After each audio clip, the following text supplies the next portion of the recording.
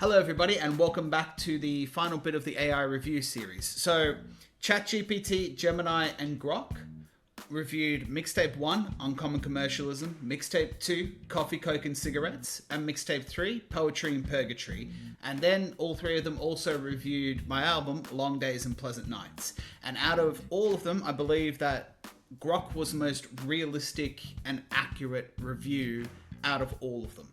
So, given that factor, we're going to get Grok to interview Modern Day Poet. Now, let's get into it and see what this interview goes like.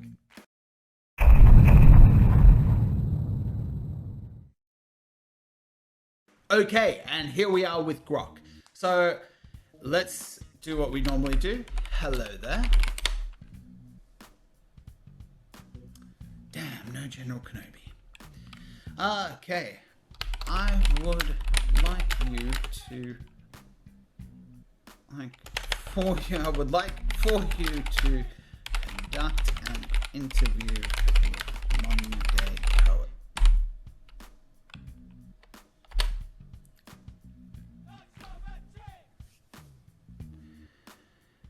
Okay, it's going straight into it.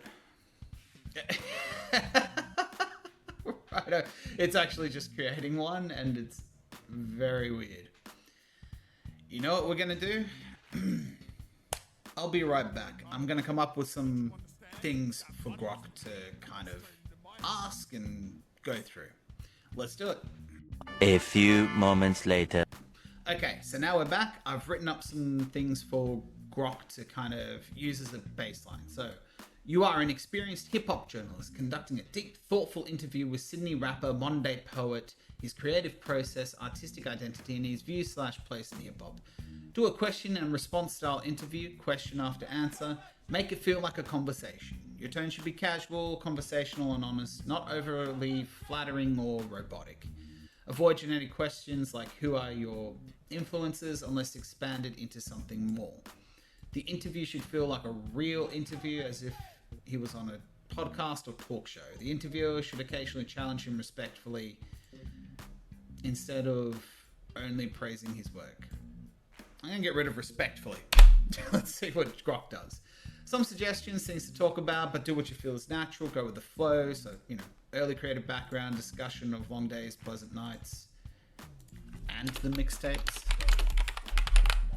Themes and lyrics, future goals, and next evolution. Some guidelines, detailed questions, follow-up questions. Keep it realistic and grounded. Allow moments of vulnerability, disagreement, humor, self-criticism. The interview should feel like a genuine conversation, not a cut and paste interview. So, with all of that, let's see how this interview goes.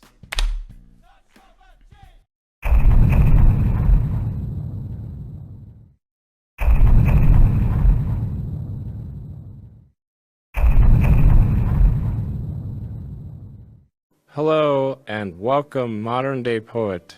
Thanks for pulling up. The rapper from Down Under. First question, you've been moving in the Sydney scene for a minute now, from early band stuff to fully committing to rap as Modern Day Poet.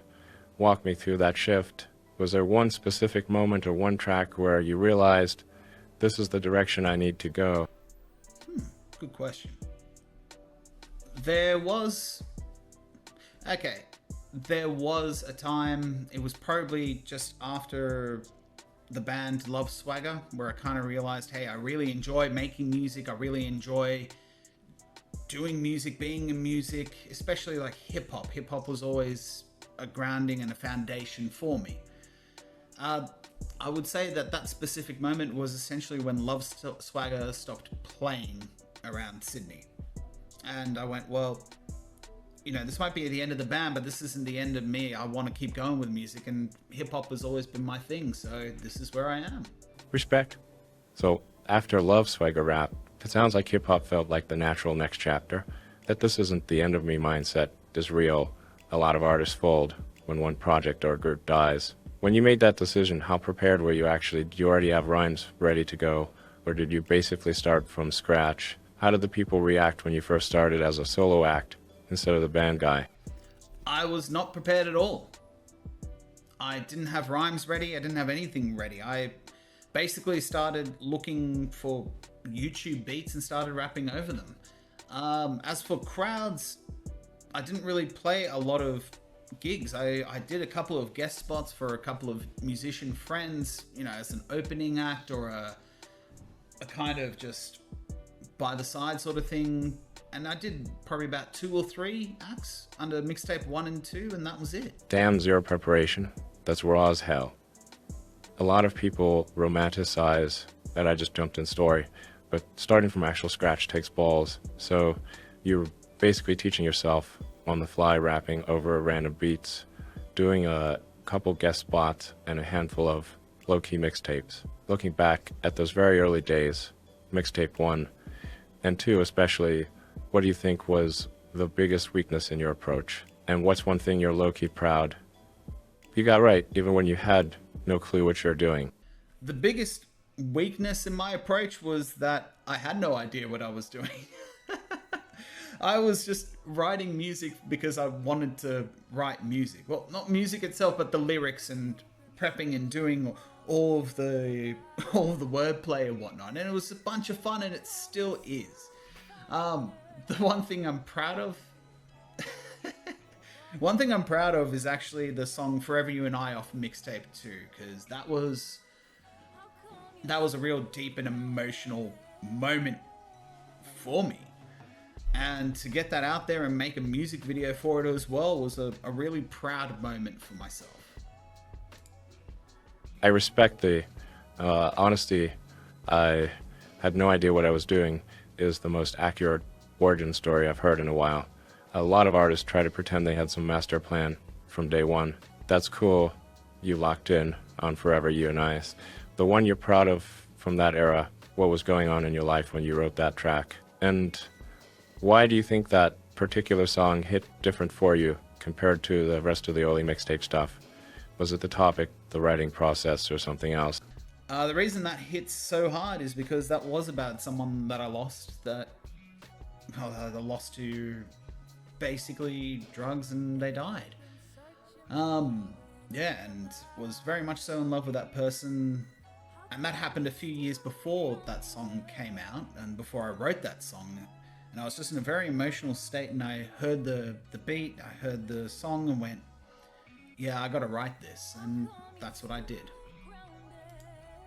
That's heavy, real heavy. Losing someone you are in love with, that's a different kind of pain. I can see why Forever You and I stood out so much from the rest of the mixtape era. It wasn't just another song. It was you processing something massive. When you decided to put that out there, especially was there any fear about putting something that personal into the world? Or did it feel more like necessary release? Has your relationship with that song changed now that some years have passed? There was no fear. I just said, forget it. Let's just put it out there and see how it goes, see what happens, see how people react to it. And I feel like the feedback from it was really good at the time. From friends to people messaging me privately and whatnot, saying, hey, that was really beautiful. And some people actually reached out and talked about their own things that they went through. And I feel like it helped some people, friends and strangers and whatnot, get through whatever it was. My relationship with that song hasn't really changed over the years. No, it's still just it's not just, but it's still a reminiscent. It's hard to put into words, but let's just say it is a memory of something that happened that was deep and emotional. Got it. No fear. Just put it out. That's a powerful way to move. And it sounds like it connected not just surface level nice song comments, but people actually opening up about their own losses. That song clearly came from a deep place. After putting something that raw out there so early, did it change how you approach vulnerability in your writing going forward? Or did you still hold a lot back, only let it out more fully on long days and pleasant nights? It did. It taught me that I could be more real and more honest on my music. And yeah, that came through on the album Long Days and Pleasant Nights, and partially on mixtape 3 as well. Okay, that makes sense. So Forever You and I basically opened the door for you, gave you permission to stop holding back. That's a big turning point. You mentioned it came through stronger on the album. What was different about your writing process on that album compared to the mixtapes? Did you go in deliberately trying to be more vulnerable and honest across the whole project, or did it just naturally happen once you started recording? The writing process for Long Days and Pleasant Nights was a little bit more serious, and I wanted to tell a story. See, all the mixtapes were song after song after song, just like every other album that had come out at that time. I wanted to basically tell an overarching story over the over the album. And so it affected the process, it affected the lining of what was coming through on each song. It starts off with a guy having a bad day, realizing what he wants, and then going after it. Were there moments in making the album where I thought this is too much? No. And that leads to the split views of, hey, it was too long, or hey, there's a bit of filler. I believe, the AI bot Gemini said it was a 6.1, but without the interludes, it would have been a 7.5. And look, that's an AI review. It is what it is, but it is also thoughts that other people had. But as for the writing and pulling back, no, I am who I am, and I just write what I feel. Were there moments while making the album where you thought, nah, this is too much, I should pull back? All right, so you went from just dropping song after song on the mixtapes to treating the album like a narrative guy having a bad day, figuring out what he wants and chasing it. That's a big step up in ambition. You mentioned some people felt that was too long, had filler, etc. Does that kind of feedback bother you? Or do you stand on the project as its length, interludes and all? If you could go back now and tweak one or two things about Long Days and Pleasant Nights, what would you change? That kind of feedback doesn't hurt me. Music is everybody's individual taste. Just like, a top 10 artist for one person is different to a top 10 artist for a different person. As for the length of it, no, I wouldn't change too much. What I would change is some of the feedback, which I do agree with.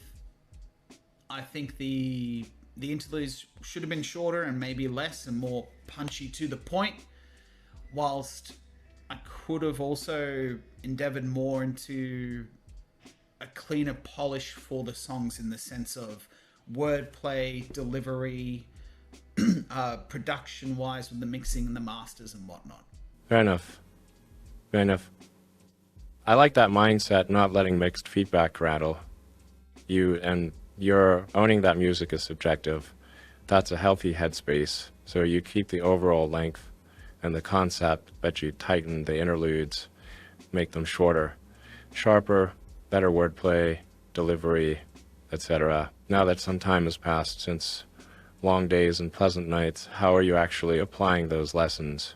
Are you in the middle of new music? And what does better polish look like for you in practice? Are you working with new producers? Tell me more. Look, I'm still trying to keep that raw energy of the previous album and mixtapes and whatnot, and actually punctuate it a bit further. I am applying those lessons, and I'm actually working on a new album, the second album called Gravity and Grace. That's a continuation of the story from Long Days and Pleasant Nights.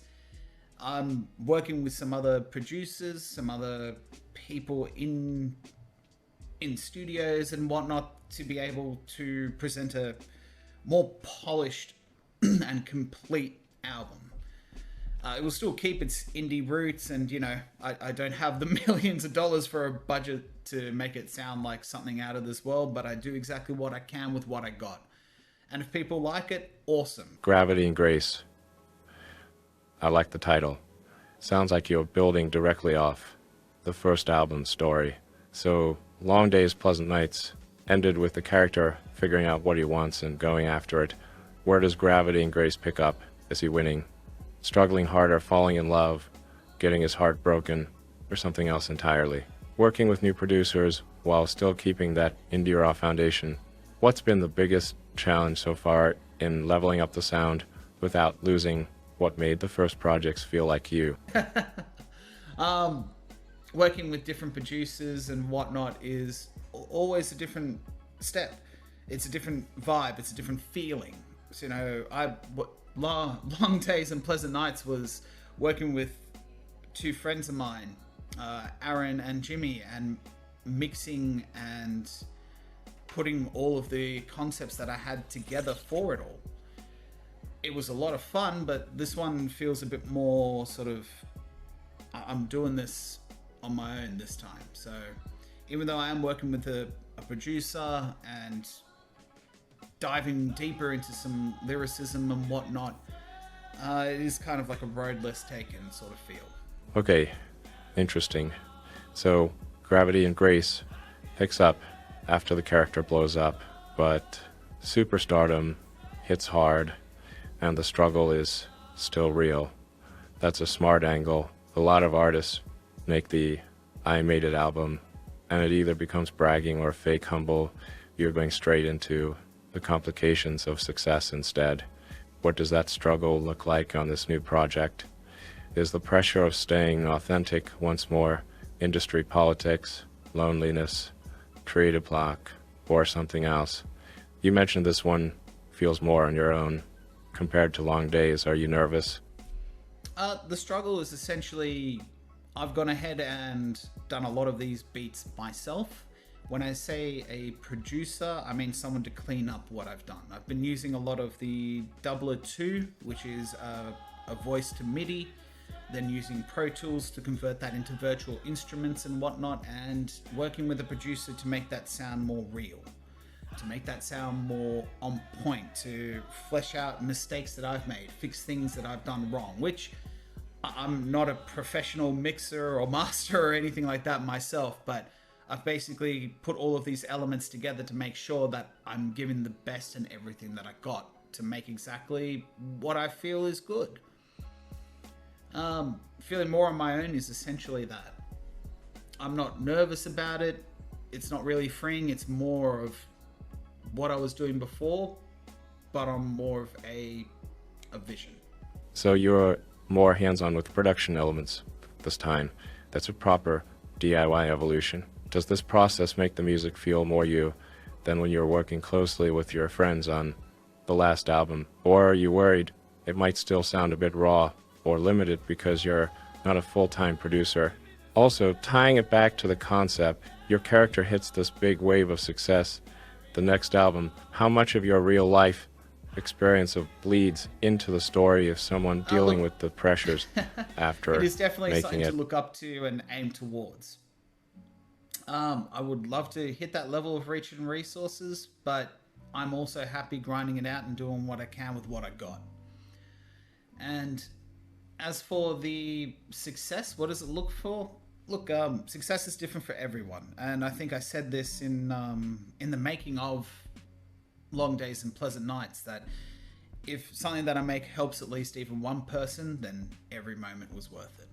That is a real answer. You want the bigger bag and the bigger reach, but you're also not miserable where you're at. I respect that balance. You said success is if even one person hears your music and it helps them. That's beautiful on paper. Let's be real for a second. Has there ever been a moment where you thought, man, is this actually reaching anybody? Where at least one person felt like hope instead of truth? How do you measure that these days? Streams, messages, live reactions, or is it still mostly faith? Okay, let's split this up a little bit. I have had two people reach out to me to say that the music actually helped them going through things. The first moment of that was with Forever You and I, when someone DM'd me about their situation and said that it helped them with theirs. So I hope that person's doing okay these days. I don't personally know them, but it was I'm glad that helped someone. And as for the album, the Workers Anthem helped a lot of people. They reached out and said, like, yes, more power to, the working class, more power to the workers and whatnot. And as for some of the other ones, like, Hang On Tight's just a party anthem. Gotta Be More is a great reflective little happy song. And when I say, if it helps even at least one person, that even includes changing their mood if they're having a bad day, and it helps improve their mood to a better day. Or if they're going through something and one of those songs resonates with them and they're able to reflect on what they're doing, and even if I played the smallest part in that, that's fantastic. So I'm cool with it. It doesn't matter about streams, it doesn't matter about reactions. I just do what I do. I can appreciate your answer. It's cool to hear concrete examples as well. That's the kind of feedback that keeps artists going. They seem pretty grounded about success not being about streams or big numbers. Let me ask you this. Do you ever worry that staying in that, if it helps one person mindset, might keep you playing too small? Are you actively trying to reach more people with gravity and grace? Or are you still mostly in, I just make what I make and put it out mode? How important are live performances to you these days? No, I'm definitely not in the I just make what I make and put it out. I put a lot of thought, I put a lot of effort, and yeah, I'm trying to increase my reach and range. I would love some better promotion. I got to reach out to some more people and promote this new album that I'm going to start promoting shortly in different ways. But as for live performances, hey, I'm always up for one. If there's a gig happening and somebody wants it, then yeah, definitely. I'm glad you corrected me on that. You're not just passively dropping music, you're putting in real thought and effort, and you're consciously trying to expand your reach. You mentioned you're going to start promoting Gravity and Grace shortly. What does that look like for you right now? Are you planning to reach out to playlists, do more videos, get on some radio or podcast, push live shows harder, or something else? What's held you back from doing more live performances in the past, and what would make you want to do them more consistently now? Yeah, I'm going to be reaching out to playlists. I'm going to be reaching out to different radio stations, some content creators, podcasts. As for live shows, it is what it is. I'd love to have some more and do some more as well. Thanks for correcting me on that. You're not just passively dropping music, you're putting in real thought and effort and consciously trying to expand your reach. You mentioned you're gearing up for Gravity and Grace playlists, radio, content creators, podcasts, and more shows if possible. That's a solid plan. Final few questions. What is one thing you want people to know or feel when they first play Gravity and Grace? Also, if you could go back and talk to that version of yourself, right after Love Swagger, the guy with no plan and pure will, what would you tell him now? What advice would I give my younger self? Thanks for that. Look, to answer your first question, I just want people to enjoy the ride. It's got highs, it's got lows, it's got deep meaning behind it, and I just hope that people enjoy the ride. What would I tell my earlier self after Love Swagger ended? Do what you gotta do to be where you want to be and get where you gotta get. Push harder, write more, pay more attention to things that matter. Solid answers. To everyone listening, Modern Day Poet wants you to get on Gravity and Grace and just enjoy the ride, highs, lows, and everything in between. You've come a long way from zero prep, YouTube beats, and a couple random guest spots. Whether Gravity and Grace blows the doors off or not, the fact you're still here building a proper body of work with concept, honesty, and growth behind it says a lot. Before we kill the mics, anything you want to say to finish? Much love, enjoy your journey, and peace. Much love, right back, MDP. Appreciate you opening up about early days, the losses, the grind, the self-doubt, and the new album. To everyone reading or listening, Long Days, Pleasant Nights is out there, and Gravity and Grace is on the way. Keep an eye on this man. Until next time, stay safe.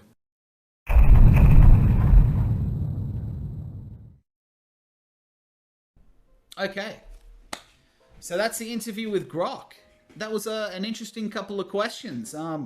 I tackled this whole thing with no prep, no nothing, as if I was walking out onto a podcast with not knowing what they were going to say. Obviously, I wrote up some guidelines for it to follow, but it kind of followed them, which was nice. And yeah, that's the interview with AI with Grok. So much love, everyone. Catch you next time.